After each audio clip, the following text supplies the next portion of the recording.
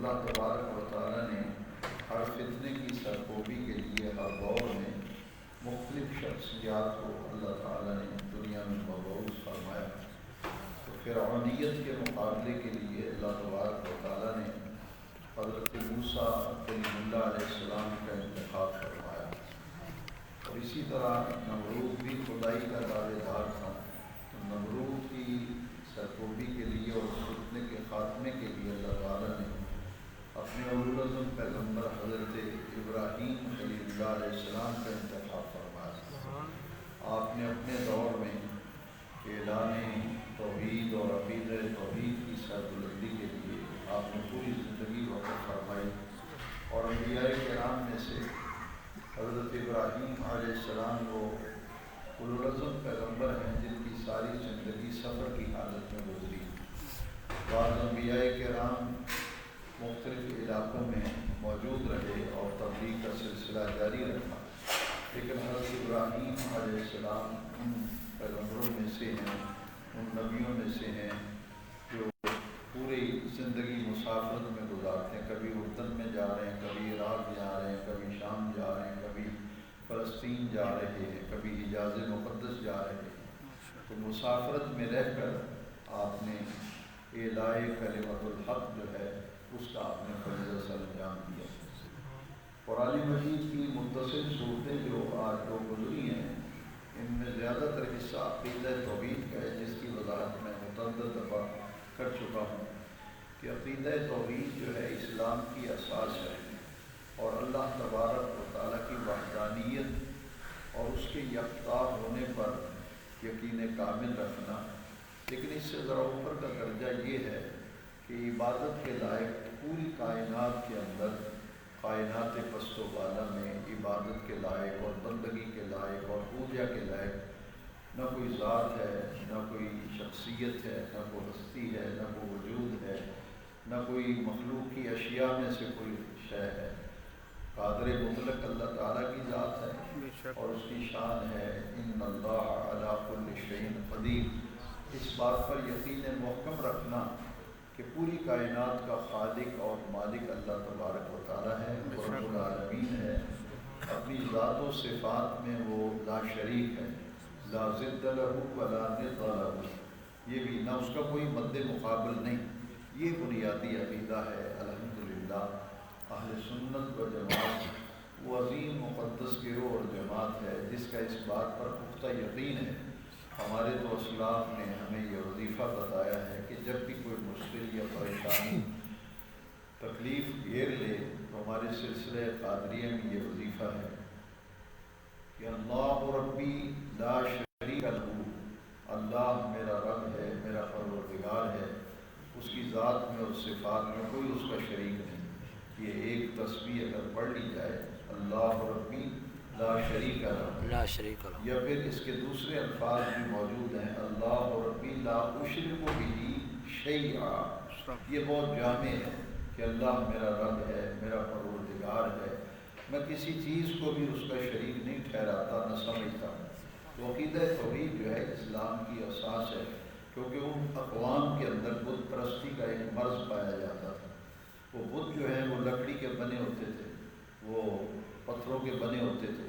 تو ان اصنام جو ہیں ان کے لیے قرآن مجید میں متعدد نام آئے ہیں۔ تو یہ ان کی پوجا پاٹ ہوتی تھی، عبادت کرتے تھے، خود ہی خدا بناتے تھے، خود ہی پھر ان کی عبادت کرتے تھے۔ تو انبیاء کرام علیہ التسلیمات، حضرت ہود علیہ السلام کو آپ دیکھ لیں کہ عقیدہ توحید جو ہے اس کا نمایاں تبلیغ کا انداز جو ہے وہ آپ کی پوری زندگی میں نظر آتا ہے کہ یہ جن کے اصنام ہیں، جو بت ہیں، جن کی پوجا پاٹ کرتے ہو، جن کی عبادتیں کرتے ہو، ان کے اندر تو کوئی صلاحیت نہیں ہے، یہ تو مخلوق ہے، اور خالق جو ہے وہ تو اللہ ہے پوری کائنات کا۔ اللہ خالق کل شیء، وہ ہر چیز کا خالق ہے، لہذا عبادت اسی کا استحقاق ہے۔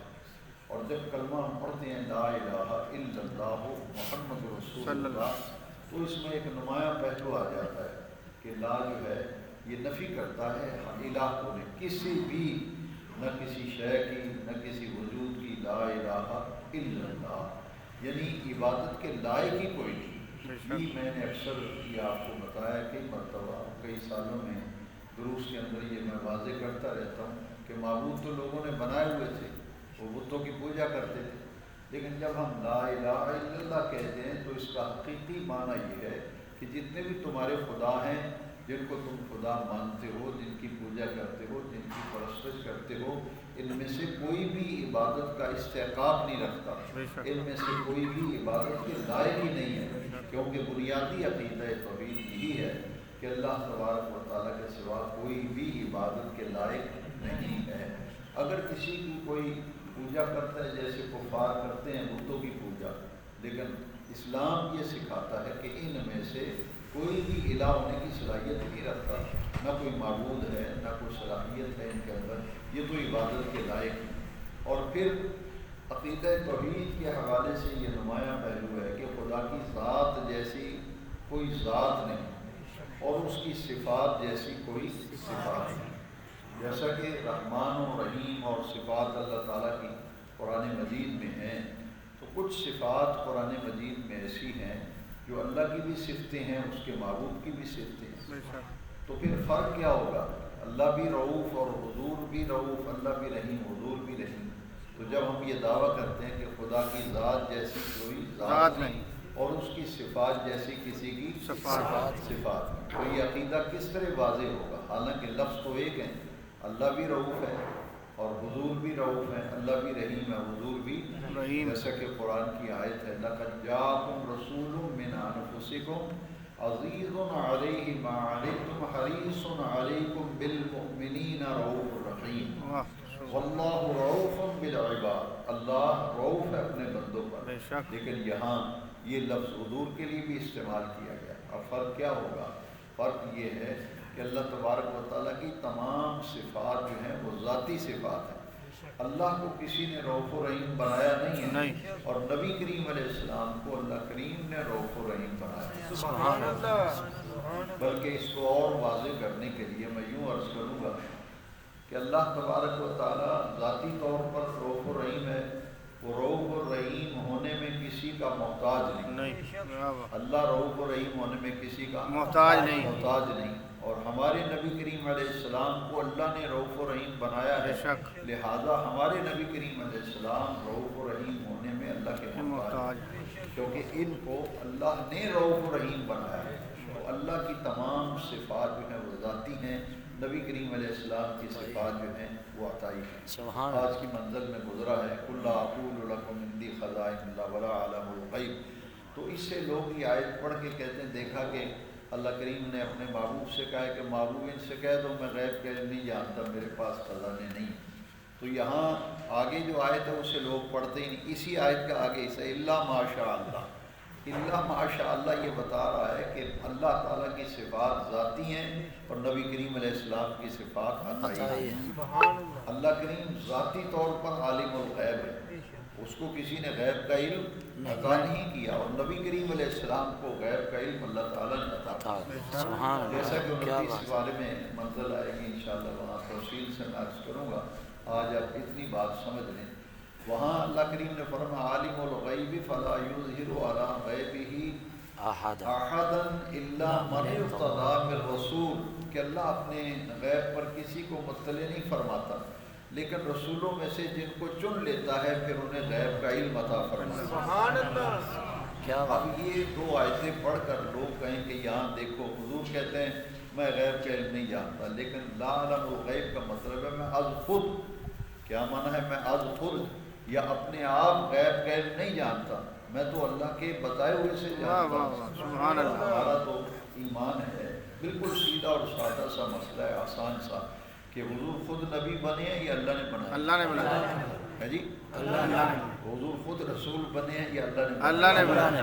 بس لا عالم الغیب کا یہ معنی ہے کہ میں خود نہیں جانتا، جب اللہ نے مجھے نبی بنایا تو میں نبی ہوں، رسول بنایا تو میں رسول ہوں، اسی طرح اللہ کریم کی عطا سے میں غیب کا علم جانتا ہوں۔ اور پھر دوسری آیت کریمہ، اس آیت کو سمجھنے کے لیے بالکل سیدھی سی بات ہے، مغالطہ دیتے ہیں آپ نوجوانوں کو لوگ یہ آیت پڑھ کر تو یہ نقطہ بنیادی طور پر ذہن میں رکھیں کہ جہاں بھی علم غیب کی نفی والی آیتیں آپ کو سنائیں گے لوگ، وہ ذاتی کی نفی ہیں، اور جہاں اثبات والی آیتیں ہیں وہ عطائی والی ہیں۔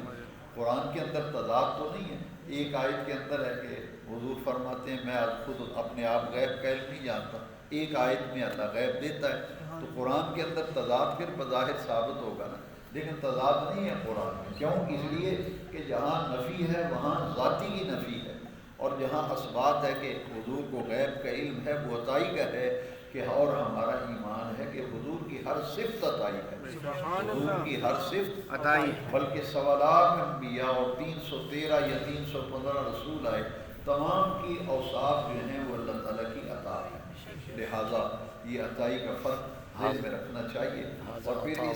اور پھر اس آیت کے اندر غور کریں، وَعَلَّمَكَ مَا لَمْ تَكُنْ تَعْلَمْ، یہ پچھلے منزل میں گزر چکی ہے، تراویح میں اس پر درس دے چکا ہوں۔ وَعَلَّمَكَ مَا لَمْ تَكُنْ تَعْلَمْ، اس کے بعد کسی قسم کی گنجائش نہیں رہتی۔ اللہ کریم فرماتے ہیں معبود جو آپ نہیں جانتے تھے وہ بھی ہم نے آپ کو سکھا دیا۔ وَعَلَّمَكَ مَا لَمْ تَكُنْ تَعْلَمْ، جو آپ نہیں جانتے تھے ہم نے وہ بھی آپ کو سکھا دیا۔ اب جو لوگ یہ کہیں گے کہ یہ نہیں جانتے وہ نہیں جانتے، تو ہم کہیں گے قرآن کہتا ہے کہ جو نہیں جانتے تھے وہ بھی بتا دیا۔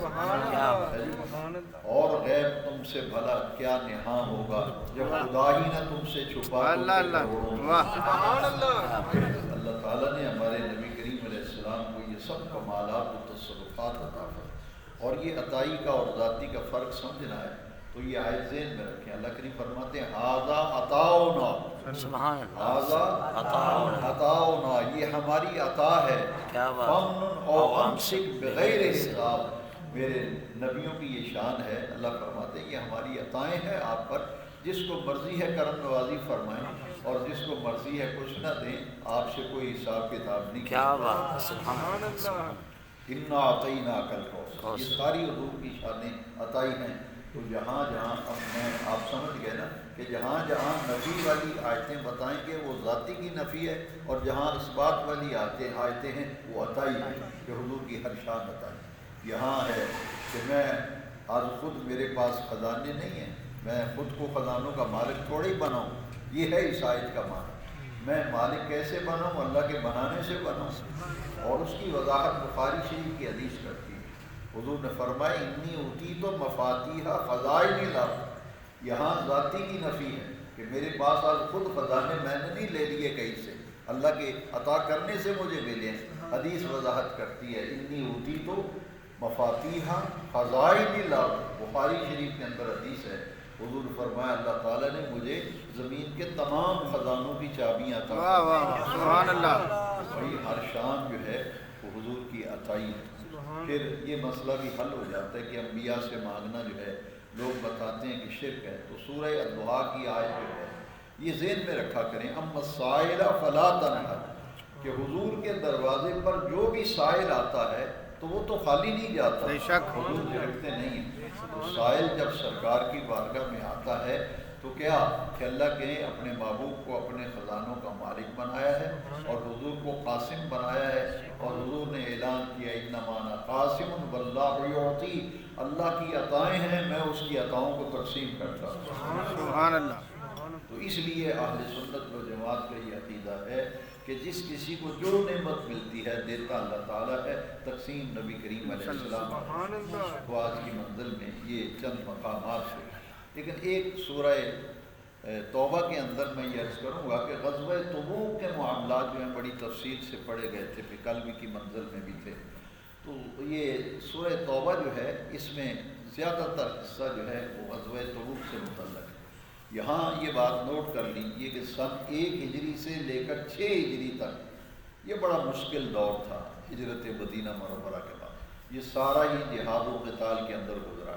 اس دور کے اندر غزوہ بدر ہوا، اس دور کے اندر غزوہ احد ہوا، جی حنین اور دیگر غزوات ہوئے، اور پھر غزوہ تبوک جو ہے وہ بھی دیکھو آپ کے غزوہ تبوک جو ہے اسلام کا وہ غزوہ ہے جس میں نبی کریم علیہ السلام نے فرمایا کہ کوئی بھی پیچھا نہیں رہے گا، سارے نکلیں گے، سب نکلیں گے۔ اور آپ حیران ہوں گے کہ یہ اتنا طویل سفر تھا، 15 دن جانے میں لگے اور 15 دن آنے میں لگے۔ غزوہ تبوک میں کتنے دن لگے جانے میں؟ 15 دن آنے میں لگے، اور سرکار وہاں کتنے دن ٹھہرے؟ 20 دن ٹھہرے۔ پورے 50 دن شمشیر بکف نبی کریم علیہ السلام اپنے غلاموں کو لے کر نکلے، لیکن دشمن پہ اتنا روب پڑ گیا کہ وہ تو لاکھوں کی تعداد میں تھے اور ہماری تعداد ہزاروں میں تھی، لیکن اس قدر اللہ کریم نے روب ڈال دیا کہ وہ پھر مقابلے میں نہیں آیا تھا، تو اس لیے غزوہ تبوک سے پھر واپسی ہوگی۔ 15 دن جانے میں لگے، 15 دن آنے میں، اور 20 دن سرکار نے وہاں قیام فرمایا۔ غزوہ تبوک جو ہے یہ سمجھ لیں کہ بڑی بلندی کا مقام تھا۔ اس کے بعد پھر خیبر پہ حضور نے حملہ کیا، جو یہودیوں کے خالصتاً ایک قلعہ تھا۔ حضرت سیدنا علی مرتضیٰ کرم اللہ تعالیٰ وجہ الکریم کو فاتح خیبر کہتے ہیں اور خیبر شکن کہتے ہیں۔ یہ یہودیوں کا ایک قلعہ تھا جس کو اللہ تبارک و تعالیٰ نے حضرت مولا علی کرم اللہ تعالیٰ کے ذریعے فتح یابی عطا فرمائی تھی، اور حضور نے فرمایا تھا کہ کل میں یہ علم اور جھنڈا جو ہے اس کو عطا کروں گا جس کے ہاتھوں پر یہ قلعہ جو ہے وہ فتح ہوگا، اور یہ قلعہ جو ہے یہ حضرت علی رضی اللہ تعالیٰ نے شیر خدا وکرم اللہ تعالیٰ رضی کریم کے ہاتھوں سے فتح ہوا تھا۔ بڑا نامی گرامی آدمی تھا، مرحب جو ہے اس سے بھی مقابلہ حضرت علی کا ہوا تھا۔ تو اس کے بعد یہ سمجھ لیں کہ سن 8 ہجری میں مکہ فتح ہوا تھا۔ صلح حدیبیہ دیکھیں، حضور نے کفار کے ساتھ ایک معاہدہ طے کیا تھا جسے صلح حدیبیہ کہتے تھے۔ قریش کے ساتھ تو جنگیں ہوئی ہیں ساری، غزوہ بدر قریش حضور کے مقابلے میں آئے تھے اور بدر کا بھی مارکہ ہوا، احد کا بھی مارکہ ہوا، لیکن سن 6 ہجری تک اسلام اس سطح پہ آ گیا تھا کہ قریش مکہ جو تو کسی گنتی شمار میں مسلمانوں کو نہیں سمجھتے تھے، سن 6 ہجری میں نبی کریم کی مسلسل جد و جہد اور غزوات کی بدولت اب انہوں نے پاور تسلیم کیا تھا کہ محمد عربی صلی اللہ علیہ وسلم اور ان کے جان نثار صحابہ ایک پاور ہیں، ان کی پاور کو تسلیم کیا، تبھی تو ان کے ساتھ پھر صلح ہوئی تھی، اور وہ صلح پہ آمادہ ہوئے اور ایک معاہدہ طے پایا جسے تاریخ میں بیعت رضوان بھی کہتے ہیں اور صلح حدیبیہ بھی کہتے ہیں۔ اسی غلبے کے نتیجے میں سن 8 ہجری میں مکہ فتح ہوا تھا۔ وہ مکہ جہاں عمرے کا احرام باندھا ہوا تھا تو حضور احرام کے بغیر واپس تشریف لے آئے تھے جب بیعت رضوان ہوئی تھی، لیکن 8 ہجری میں معاملہ یہاں تک پہنچ گیا کہ مکہ فتح ہو گیا، اس کے بعد خیبر فتح ہو گیا، اور سن 9 ہجری کے اندر پورے جزیرہ عرب پر پھر اسلام کی حکومت قائم ہوئی۔ اس میں 13 سالہ نبی کریم علیہ السلام کی مکی زندگی کی جد و جہد ہے، اور 8 سالہ یہ مدنی زندگی کی جد و جہد ہے۔ اور یہاں یہ بات نوٹ کر لیں کہ مکہ تو سن 8 ہجری میں فتح ہو چکا تھا، لیکن حضور نے 8 ہجری میں بھی حج نہیں فرمایا، پھر 9 ہجری میں بھی حضور نے حج نہیں فرمایا، کیونکہ 9 ہجری میں حضور نے حضرت سیدنا صدیق اکبر کو امیر حج بنا کر قافلہ دیا تھا کہ آپ جائیں اور آپ جا کر کے حج کریں۔ جب قافلہ روانہ ہو گیا، پھر اس کے بعد میں یہ سورہ توبہ کی جو 6 آیات ہیں، پہلی آیات جو ہیں وہ نازل ہوئیں، اور پھر سورہ یونس، سورہ ہود جو ہیں ان کے اندر وہ آیات آئیں، تو حضور نبی کریم صلی اللہ علیہ وسلم نے حج کے احکام نازل ہونے کے بعد پھر اپنی نیابت میں حضرت علی کو بھیجا تھا رضی اللہ۔ قافلہ دے کے جب بھیجا تو حضرت سیدنا صدیق اکبر تو آہستہ آہستہ قافلہ لے کے جا رہے تھے حج کرنے کے لیے، حضرت علی ذرا قافلہ تیزی سے لے کے گئے، کیونکہ ان کی ڈیوٹی تھی کہ حضور نے فرمایا تم جاؤ اور وہاں جا کر میرے ترجمان بن کر تم میدان عرفات میں جا کر تم یہ اعلان کرو خطبہ۔ حضرت سیدنا صدیق امیر حج تھے، حضرت سیدنا علی کو بعد میں بھیجا، تو یہ وہ 8 ہجری میں بھی اور 9 میں بھی حضور نے پھر حج نہیں فرمایا، بلکہ 9 ہجری میں قافلہ بھیجا تھا۔ ہاں البتہ سن 10 ہجری میں پوری حیات ظاہریہ میں حضور نے ایک ہی حج فرمایا تھا جو سن 10 ہجری میں حضور نے فرمایا۔ تو اس سے ایک معلوم یہ ہوتی ہے کہ حضور جو آیات گزری ہیں حج اکبر کے حوالے سے، ایک غلط فہمی بھی لوگوں کے ذہنوں میں پائی جاتی ہے کہ جو حج جمعے کے دن وہ حج اکبر ہوتا ہے، ایسی بات نہیں ہے۔ اس کی فضیلت تو ہے، جمعے کے دن حج آ جائے، ایک تو عرفے کی عید اور دوسرا جو ہے جمعے کی عید، لیکن حج اکبر ہر حج حج اکبر ہے، جتنے بھی حج ہوتے ہیں یہ حج اکبر ہے۔ یہاں آیت کریمہ میں حج اکبر کا لفظ اس لیے آیا ہے کہ عمرے کو کہتے ہیں حج اصغر، عمرے کو کیا کہتے ہیں؟ حج اصغر۔ حج اصغر، اور باقی ہر حج کو حج اکبر کہتے ہیں۔ لہٰذا یہ غلط العام ہے، عوام میں غلط بات مشہور ہو گئی کہ جمعے کے دن جو حج آ جائے وہ حج اکبر ہی ہوتا ہے، حالانکہ ایسی بات نہیں ہے، ہر حج ہی حج اکبر ہے۔ حج اصغر جو ہے وہ ہے عمرہ۔ یہاں یہ بھی اصلاح کیجیے اور نوٹ کیجیے۔ تو حضور نے 8 ہجری میں 9 ہجری میں حج کیوں نہیں کیا؟ حالانکہ حج فرض ہو چکا تھا، نیابت میں قافلہ بھیجا کہ نبی کریم صلی اللہ علیہ وسلم کے پیش نظر غلبہ دین حق کی اتنی تڑپ تھی کہ نبی کریم علیہ السلام نے اس کو ترجیح دی، اور ان پورے اوقات کو غلبہ دین حق کے لیے حضور نے وقف فرمایا۔ سبحان اللہ۔ اور جب غلبہ دین حق لیظہرہ علی الدین کلہ، سورہ فتح میں آیا نا کہ رسول اس لیے بھیجا ہے کہ اس دین کو تمام ادیان پر غالب کر دے، اور جب دین غالب ہو گیا تو پھر آخر میں حضور نے حج فرمایا۔ سن 9 ہجری میں نے آپ کو بتایا کہ سن 9 ہجری میں پورے جزیرہ عرب پر اسلامی حکومت قائم ہو چکی تھی، اور اس کے سربراہ جو ہیں وہ خود نبی کریم علیہ السلام تھے۔ اس کے بعد جب غلبہ دین حق کا فریضہ ادا ہو گیا تو پھر نبی کریم علیہ السلام نے سن 10 ہجری میں حج فرمایا تھا۔ پھر آج کی منزل میں مسجد درار کا پڑھا گیا۔ یہ جو ہمارے یہاں بعض تصور پائے جاتے ہیں دینی، اور ہم یہ سمجھتے ہیں کہ ہر مسجد جو ہے وہی مسجد ہے، اگر یہ بات ہوتی تو پھر یہ قرآن مجید میں ایک مسجد کا خاص طور پر ذکر آج کی منزل میں پڑھا گیا ہے، والذین اتخذوا مسجدا ضرارا کفرا وتفریقا بین المؤمنین۔ یہ بھی تو مسجد تھی نا، لفظ بھی مسجد ہے قرآن مسجد ہے، کیا بات۔ اللہ کریم فرماتے ہیں یہ مسجد درار ہے، درار کا معنی نقصان دینے والی مسجد، مسلمانوں کو نقصان پہنچانے کے لیے یہ مسجد بنائی گئی ہے، نام مسجد رکھا گیا ہے، لیکن کیا ہے یہ آیت ہے قرآن کی، ارصادا لمن حارب اللہ ورسولہ، یہ اللہ اور اس کے رسول کے دشمن کی کمین گاہ ہے۔ اچھا انہوں نے نام کیا رکھا تھا؟ مسجد، مسجد بنائی ہے، مسجد ہے ہماری مسجد میں آؤ، دین کی باتیں ہوں گی، اللہ کی باتیں ہوں گی، آؤ مسجد میں آؤ، ہے جی ہے تو مسجد، لیکن اللہ فرماتے ہیں ارصادا لمن حارب اللہ ورسولہ، یہ اللہ اور اس کے رسول کے دشمن کی کمین گاہ ہے، لہذا مسلمانوں کو نقصان دینے کے لیے بنائی گئی ہے۔ اس مسجد کو گرایا گیا، اس کو آگ لگائی گئی اور وہاں کوڑا پھینکا گیا۔ یہ مسجد جو ہے مدینہ منورہ میں تھی، اور جہاں یہ مسجد بنائی گئی تھی اس کا نام تھا منافقوں کا محلہ، منافقوں کا محلہ تھا وہ، اس میں منافق رہتے تھے۔ یہ کس نے بنائی تھی اس کا نام بھی کل کی منزل میں درس میں بھی گزرا تھا، عبداللہ ابن ابی جو رئیس المنافقین ہے، ان کو حضور نے مسجد نبوی سے نکال دیا تھا، ایک ایک کا نام لے کر حضور نے کھڑا کیا، حضور نام لیتے تھے، فرماتے تھے قم، وہ منافق کھڑا ہوتا، فرماتے اخرج من المسجد، نکل جا بھائی ایمان، نکل جا مسجد سے۔